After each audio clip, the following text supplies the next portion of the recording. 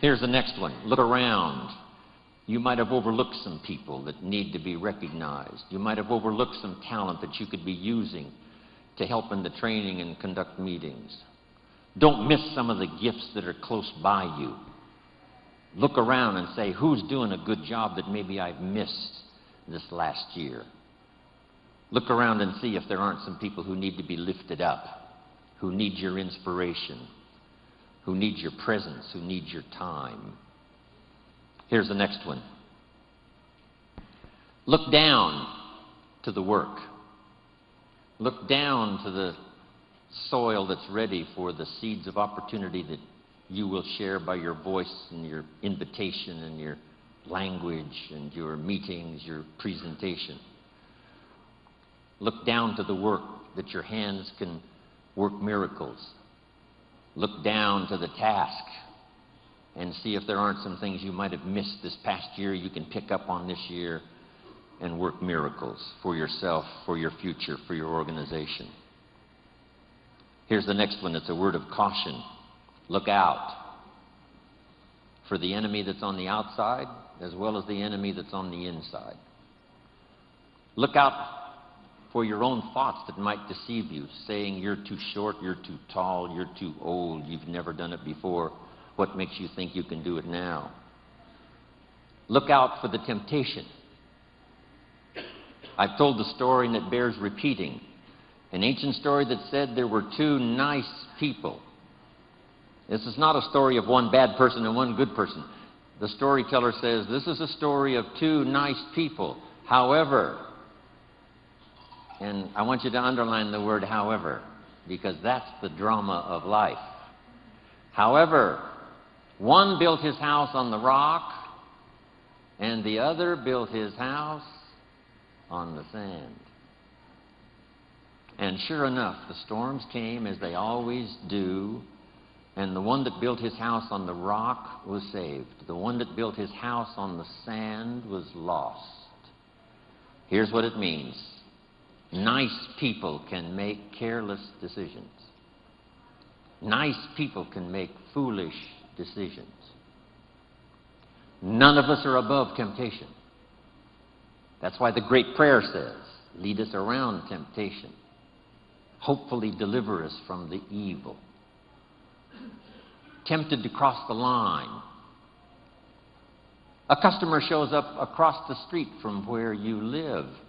And it's so easy to say, rather than being taken care of by someone who lives so far away, I can take care of you because I live just across the street. Don't listen to the tempter. Stay on track. Build on the rock. Look out for your own mind that would tell you your dreams can't come true. Look out for your own thoughts that would tell you that it's not going to work that well for you. Look out for that. Here's the next one. Look inside. Some of you have just started to develop your talents and your skills and your abilities. Some of you have done enough to reach this level, to reach these tables, to be in this room. But I promise you, if you go home and take another look inside, here's the question to ask. What else could I develop of my mind and my spirit and my talents and my ability that would make me more valuable to myself, to my family, to my organization, to Herbalife? What else could I do? When Mark invited me 20 years ago to travel the world with him, that was the question I asked. Do you suppose this invitation would be an open door for me to refine my skills and talent and health and become vital and become valuable to whoever I might meet based on Mark's invitation and the Herbalife family? That turned out to be a wise decision on my part. What else could I do? How far could I reach inside for something I haven't found yet? And that unique experience at that time when Mark gave me the invitation is what has sustained me now these last 20, 21 years traveling the world for Herbalife. And I'm always proud to say when I'm introduced, yes, I'm Jim Rohn, I travel the world for Herbalife.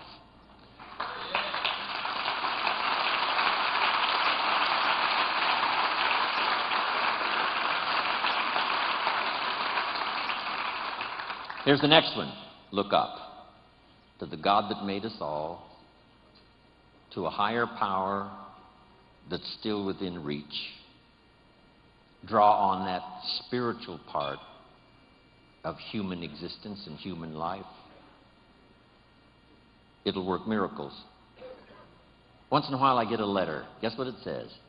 Dear Mr. Rohn, while you travel the world, please remember, we pray for you. I thought, wow. That's what I felt at 39,000 feet. When I was a little weary and tired, somebody in South Africa was saying a prayer for Jim Rohn. All of that unseen miracle stuff that we all touch at times in our lives. I'm asking you to look up and draw on that experience, that comfort, that uniqueness that makes us who we are. Here's what's next. Make these notes. The cooperation of home office staff and the distributors is going to be an incredible driving force.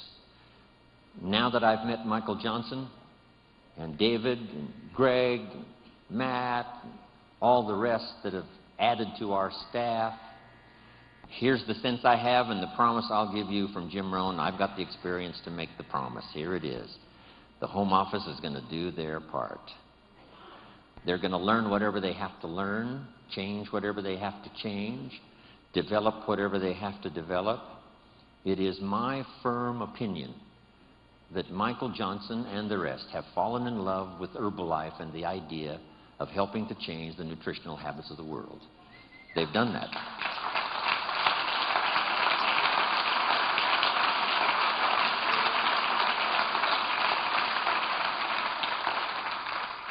And being part of home office, my pledge is the same. Next, the Chairman's Club. Ladies and gentlemen, if you sit down and rest too long, become complacent, we lose the way.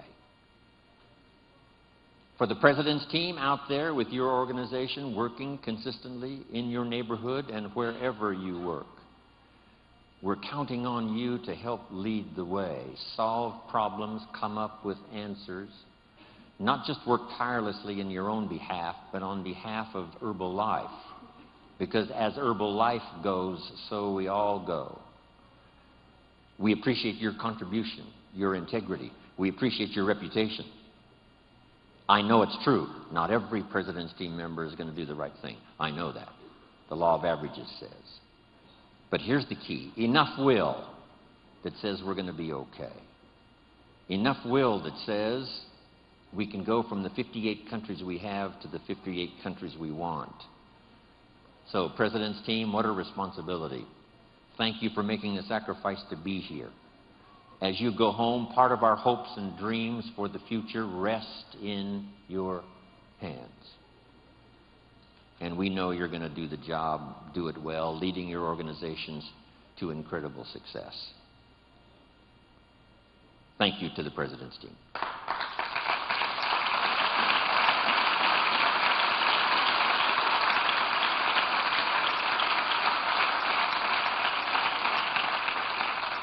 And to all of the tabulator team, you know, if your destiny and your future is not clear, we all suffer.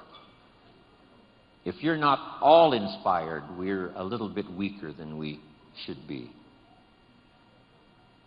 For yourself, for your organization, recognition, finding a place to serve, your experiences, your influence. Incredible.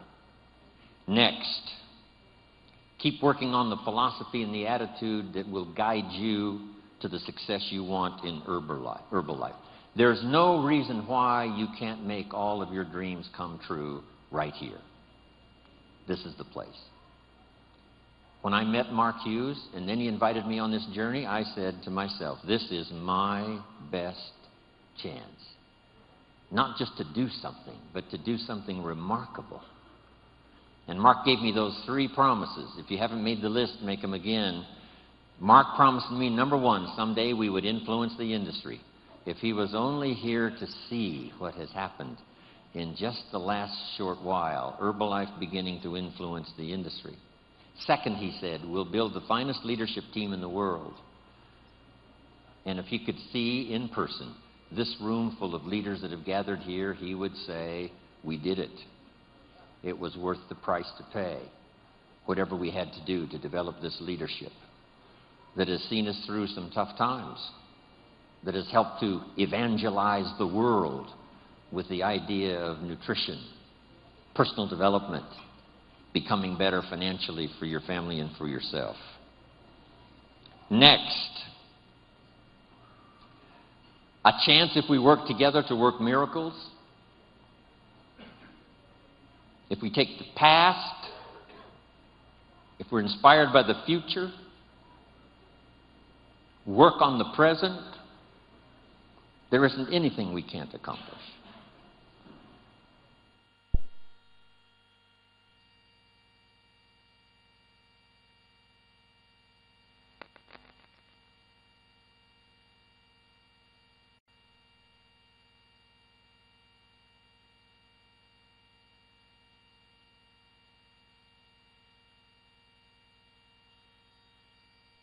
Now make this quick list and I'm going to finish. Number one, for us to really count on the future and to count on each other, here's a good list. Number one, morality, doing what's right. With Herbalife's marketing now and these incredible products we have, you know, doing it right is going to be so easy, there's going to be no reason for doing it wrong. There's no reason for making promises we can't fulfill. Here's what I learned early in my career. Always remember, whoever you're working with, this is what you want to occur later. That they found out it was easier than you said, and that it was more than you promised.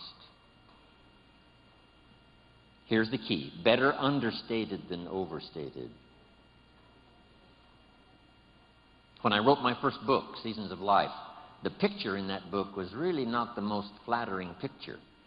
And when some saw that picture, they said, Mr. Rohn, surely you could have found a little better picture to put in that book. I said, no, this one is fine, so that when I show up, I look better than the picture.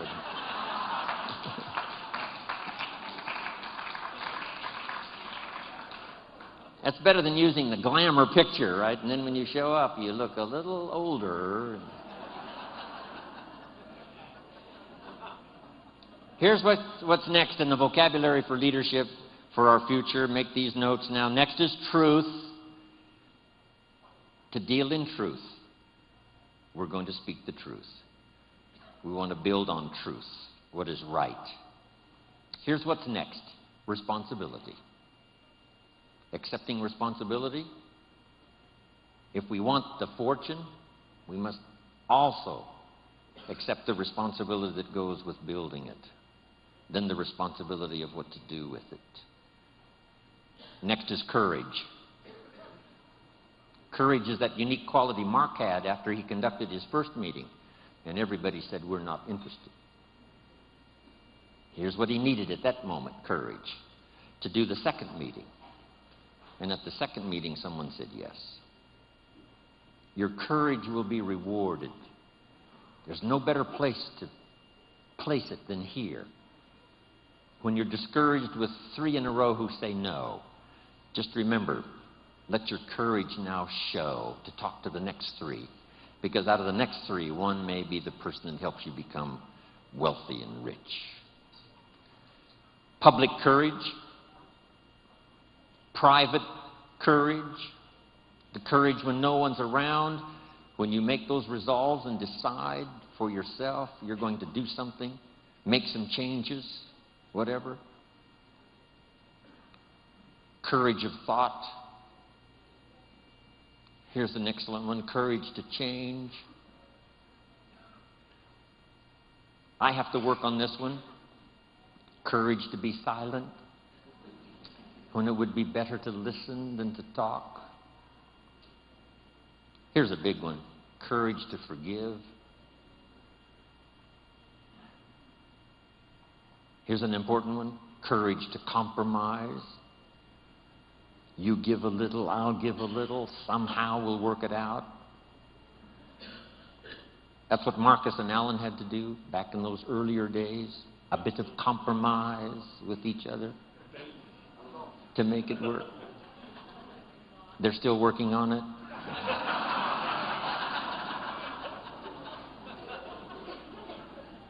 Here's the next one, courage to risk. That's what life really is all about. Not an undue risk, but risk.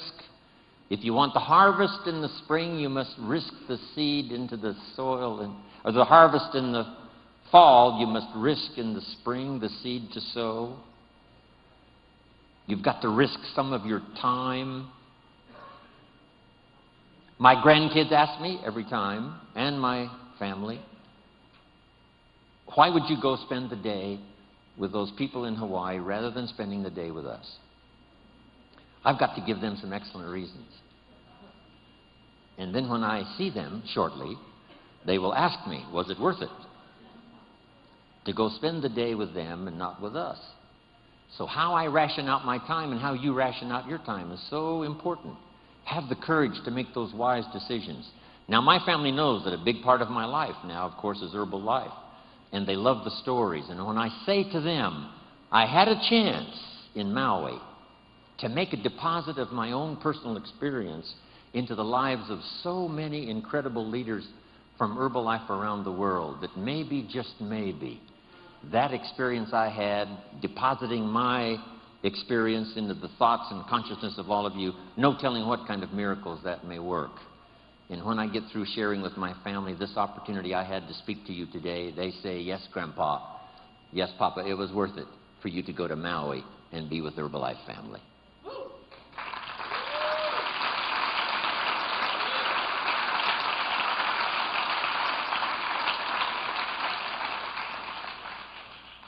Here's the next part of the list. Keep your word. What you promise, make sure you fulfill.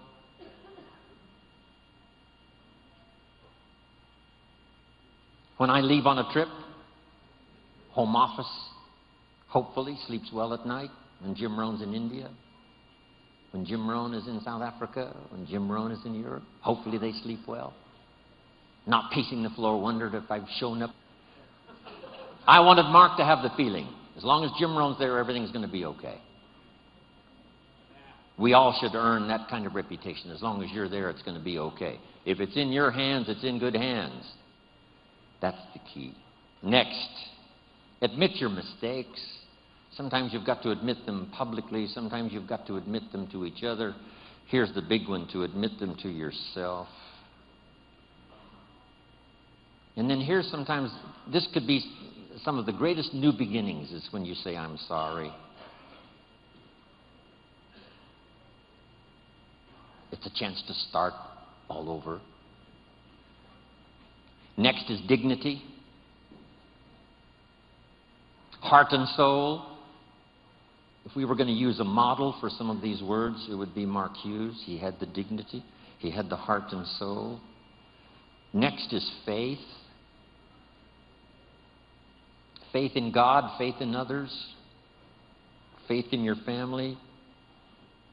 A big one is faith in yourself.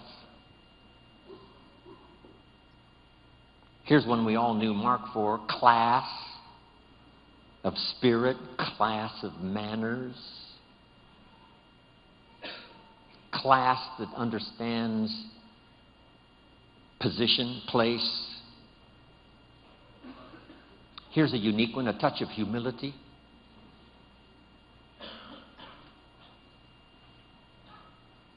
The rich must be taught not to be arrogant. The poor must be taught not to be cynical. Some other basics to remember that I used when I was building my organization. Here's a good one. Manage as you build and build as you manage. It doesn't take but a short conversation to find out some people's problems. They have stopped building and started managing. But the key here says, build as you manage and manage as you build. It probably wouldn't be too far wrong to use the old 80-20 rule here. Spend 80% of your time building and 20% of your time managing what you build. But it's easy to get the wrong numbers here and spend 20% of your time building and 80% of your time managing. What made me one of the world's best recruiters? Here was my time management in recruiting when I built my own organization. I spent about 75% of my time recruiting and 25% of my time training. It is easy to get the opposite numbers going and spend 25% of your time recruiting and 75% of your time training. Guess what pays the biggest money? Recruiting, talking to the next person. Talk to the next person. Talk to the person across the street.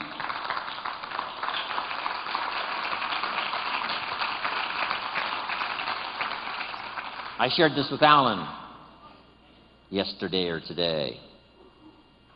When we opened India, someone asked me, should I go to India? And I said, if you walk out your front door and look down the street and there's no cars and no people, and you walk over one more street and look up and down the street and there's no cars and no people, you should go to India.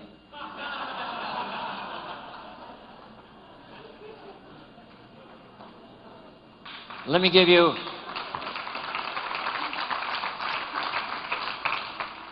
you Mark's philosophy, and it is one of the best. Mark recruited first line at home, and he built downline out of town. He never personally recruited outside of Southern California. He didn't go to Denver to recruit. He didn't go to Dallas to recruit. Right? He didn't go to another country to recruit. He recruited. All of the people he personally recruited were within his scope, where he was. Now, if somebody in Los Angeles knew somebody in Denver, and they got it going and got it started, then Mark made his trip to Denver, but not to recruit, only to advance the business. What a unique philosophy. And here's some of the wrap-up now. The philosophy that makes network marketing, Herbalife style, really fly. Number one, as many customers as possible to represent each distributor, and as many distributors as possible to represent each supervisor volume. Next, this one helped save my life. Work with the people who deserve it, not the people who need it. Follow the example of life itself. Life was not designed for us to get what we need. Life was designed for us to get what we deserve. You don't receive a harvest because you need one. You receive a harvest because you planted one in the spring. And then here's one more, and I'm finishing.